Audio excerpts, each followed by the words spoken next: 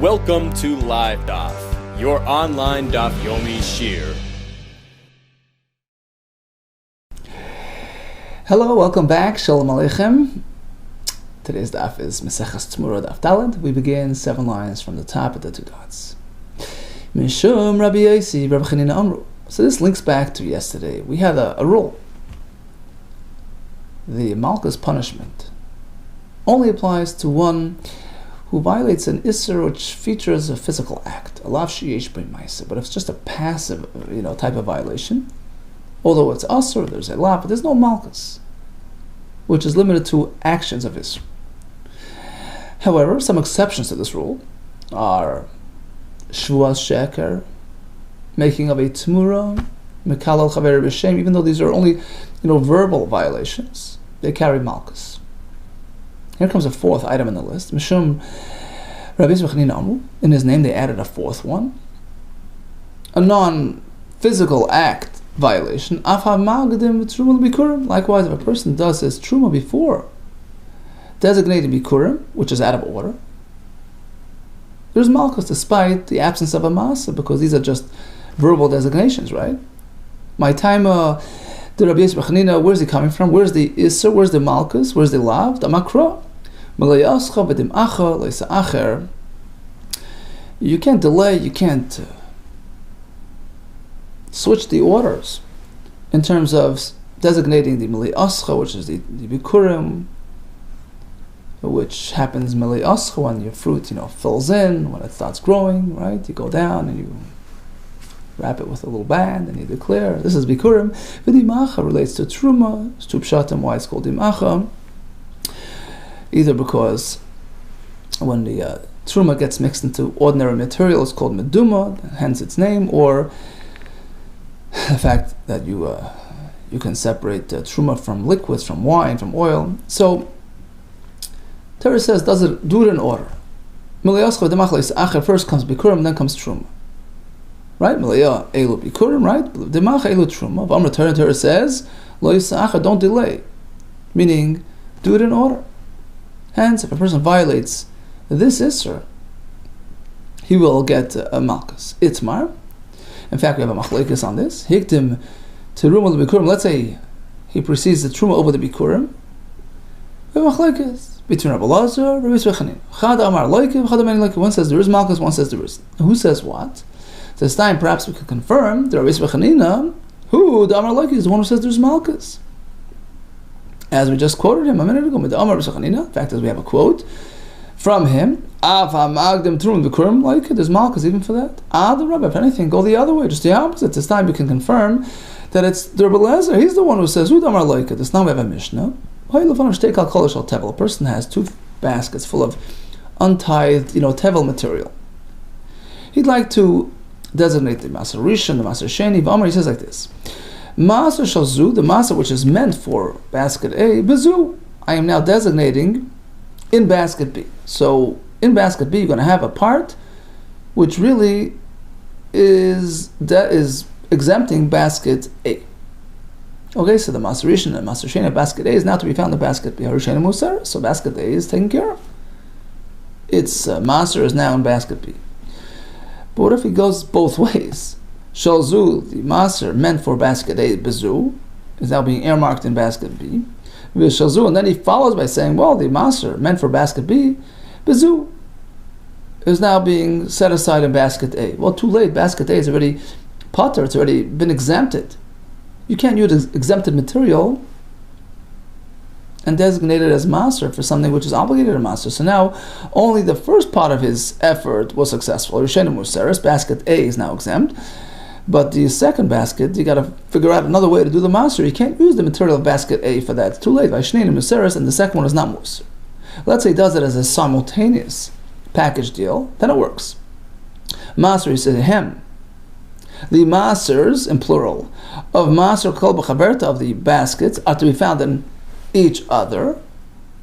So since it's a simultaneous declaration, it's not like he said this and then that. He said it as one, Karas Hashem, so now it takes effect and you have the Maser in each respective basket.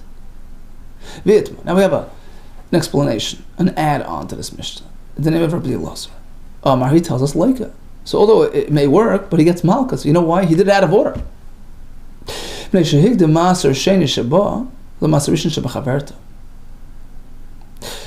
He has two baskets.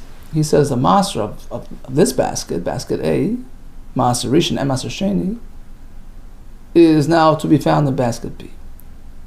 So in basket B, you've now designated master rishon and master sheni on behalf of basket A.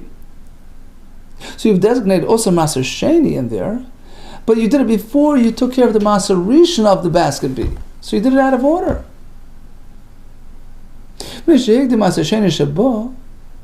Because he first attended to master sheni of the first basket and designated it as in the second basket, before you took care of the master rishon of the second basket, it's out of order. So he gets malchus. This time, so this confirms that Rebbe is the one who says there's malchus for out of order designations. Okay, so his Bar Plukta, his opponent, Rabbi Chanina, apparently holds there's no malchus. Elo, Rabbi Yesi, Rabbi Chanina, apparently he holds there's no malchus for this. So now we have a straight out contradiction. Lema, shall we say kashya? Between here and earlier where he says there is malchus? We're making a big mistake. Truthfully, Rabbi Chanina holds there is no malchus for out of order, designations. Rather, yesterday when he added this to the list, he meant to say that it's potter because there is no masa. So the rule was established as only malchus is only for lav she'esh b'mais, with some exceptions. And then comes Rabbi Chanina and says, guess what? I have another example which you may think there is no malchus because really it's technically not a masa. Abturka is going on the original, on the first part of the statement. No malchus in the absence of a masa. He means like this. Return Talmud Bavli. Lav she'esh b'mais saying like there's no malchus for a lav which does not feature a masa, and this is another example of such. Mishum Rabbi Chanina Amru. Likewise, in this case, there is no malchus because there's no ma'isa. Now, interestingly, yesterday we had Rabbi Yechon who says that the reason why there's malchus for TEMURAH, despite it just being a verbal, declaration, is because it has a physical effect. It makes kedusha on the animal. So the Gemara is not bothered. Wouldn't you say the same over here? True, it's a verbal designation, truma masa, but it has a physical effect. It activates the kedusha on these things. So why is it any different? There should be malchus here too for doing it out of order in the wrong way. Maishna Meimar, why is it by TEMURAH we say the lucky there's malchus from the Bura Samaiser because his words affected, had a physical, ramification. Well, Magdim Truma Bikurim Nami Luki. Likewise, when he does the Truma Bikurim out of order, there should be malchus because although it starts with a dibu but asamasi, he accomplished something physical. Omar Abab and Shani Hasam, you know why? It's different there. It's not your classic lav. It's a lav which is linked to an assay, which follows the lav. It's like the Torah says, don't steal. If you steal, return it. That mitigates the effect of the lav. There's no malchus on that. The lav shenitek lasehu. It's a lav which is linked to an assay. The chsiv, as the pasuk says, mikol maser sechem tarimu. In all situations, do the maser, do the truma. So basically, the Torah is telling you, look, even if you did it out of order, if you did the maser sheni before the maser rishon, come back and do the maser rishon. So that sort of rectifies it and mitigates the effect and deletes the malchus. Now, apparently, the opposing view hold it's not considered a classic lav and etik say like return the stolen item, which can only be accomplished after you steal. Right here, the pasuk is basically saying do the truma, do the maser. You can do it properly without doing it out of order. So, although there's the option of fixing up the out of order, but technically, the truma and the maser is something that you can do properly before you do it out of order. If you do it in order, so it's not your classic lav and etik say. In which case, that shita holds that it doesn't qualify and does not deduct the malchus. Okay, so bottom line, one is meant to do the hafrasha, bikurim, and truma, maserishim, everything in order. If done out of order, there's a lav, and there's a question regarding the malchus, which hinges around the question of whether it's qualifying as a lav and etik lasei. Continues the Gemara on this topic. Yosef Rav Dimi was sitting, become a little shmait, saying over this halacha that, in fact, there's no malchus because there's lav and etik lasei, right? By the Amalei Abaye responded, really? Is that a general rule? V'cholav shintek lasei leloki. Every time there's a lav followed by an asay, there's no malchus for that. V'hameimar. Let's come back to home. Temurah. Torah says, do not, right? Lo yachlifenu v'lo yamer ois. And if he does it, it takes effect. So basically, Torah is telling you, you know what? Don't do it. But if you do it, there's a way out. You know, it's like a lav nitik lasei. It takes effect. It works, right? V'hameimar. The lav shenitik laseihu. Right? It's a lav which is linked to an asay. And you get malchus, as per the Mishnah Daf Beis. Right? The lav shintek laseihu v'loki. It's not, the Mishnah says, Lo she'adam rash lahamer, not to say that a person is allowed to make a temurah, ela shehim hemer, but if he proceeds, he makes the temurah. Mumer, it works. Right? As per the next part of the pasuk, which says, V'hayahu t'marasiyeh kodesh, it works. So in fulfillment of the asay. But he still gets malchus. It doesn't exempt him. Why? Answers the Gemara. You know why? Because it's really two negative commandments. Lo yachlifenu. That's number one. Number two, lo yamer oisei. So even though it's followed by a positive commandment, it can't undo the effect of two negatives. Havel trei lavi. And only v'chad asei, v'lo yasei chad asei. One asei cannot come and undo and counteract v'akar the trei lavi. Okay. But if it's just one per one, then it works. Next question, very honest. A person who was forcefully involved with a woman, the chad lav, v'chad asei. Torah says, keep her as a wife and do not send her away. Right? The pasuk reads like this: V'lo yitiyah le'isha, she should be his wife. Lo yuchal l'shalchol kol yom, you can't send her away, you can't divorce her. So it's an asay with a lav. One and one. The chad lav, v'chad asei. And you think there's no malchus, right? But there is malchus for divorcing. The chad lav chad asei v'lo yasei chad asei v'akar lav, and the asei cannot counteract the lav. He'll get hit for the lav. The sani b'abraysa oynes shegirish. So this fellow was the oynes shegirish. Divorced the woman. Im Yisraelu, machshamin like it. Okay, if he's a Yisrael who can remarry a divorcee, quickly get her back, remarry, and then you'll spare yourself the malchus. Right? But otherwise, if he's a kohen and it's too late for him to remarry a divorcee, and he gets hit, the question is why?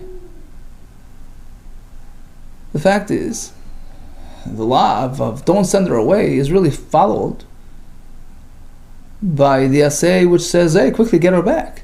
So even though technically the kohen is prevented from doing so, but in essence this lav carries a nitik lasay element to it, at least by the Yisrael. So it shouldn't be considered a malchus generating violation regarding the kohen either. If he's a kohen who he gets malchus ve'enu he can't return. Why? Says the Gemara, kahanim ka'amris, you bring it right from a kohen. Kahanim tamachrinu, kahanim have a different reason, different system, different standard. The Rabbi Rachman HaKadosh Yisrael, the Torah raised the bar by the kohanim, gave them higher standards, and they'll get malchus even by lav nitik lasei. Even though in this very case, Yisrael wouldn't get malchus, they will get malchus. And perhaps it's specific to this type of case here, where it's it's only the kahuna that's preventing them from the where they're actually prevented from doing so because of the kahuna. But perhaps in a regular lav nitik lasei, which even a kohen can fulfill, he wouldn't be chayiv malchus. Okay, perhaps, but in any case, the kohen is going to get malchus, despite the fact that technically there's an element of lav nitik lasei. Kitanoi, actually, it's a machlekes tanoi. This question of whether a malchus, the original discussion really, malchus applies to a lav which does not feature a ma'aseh, right? So general discussion, which we began yesterday, is really subject to machlekes tanoi. The tanoi lo yashiru men ad boker. Torah warns against leaving the material of the carbon over, past morning. And the pasuk continues, if it was done, burn it. So it's a lav followed by an asay, right?